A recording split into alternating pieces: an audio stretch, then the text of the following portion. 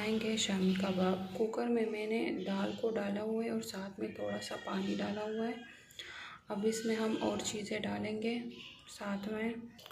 अब हम इसमें ना लहसुन अदरक का पेस्ट डालेंगे 1 चम्मच, 1 चम्मच ज़ीरा और धनिया डालेंगे, 1 चम्मच लाल कुटा हुआ मिर्च, 1 चम्मच पाउडर लाल मिर्च।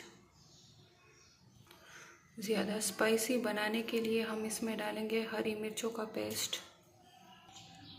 हस्ब ज़रूरत इसमें हम नमक डालेंगे और बस इसके ऊपर ढक्कन को बंद करके रखेंगे, क्योंकि गोश्त पहले से गला हुआ मेरे साथ पड़ा हुआ है, तो वो आखिर में फिर इसमें ये गला हुआ गोश्त डालेंगे चिकन, और इसको तब तक पकाएंगे, कुक करेंगे जब तक ये पानी खुश्क ना हो जाए। अब हम इसके कबाब बनाएंगे करेंगे। अब हम फ्राई पैन में घी डाला हुआ है, इसको गरम करके अब इसमें कबाब डालेंगे। अब हम इसको पलट देंगे। मज़ेदार शामी कबाब तैयार।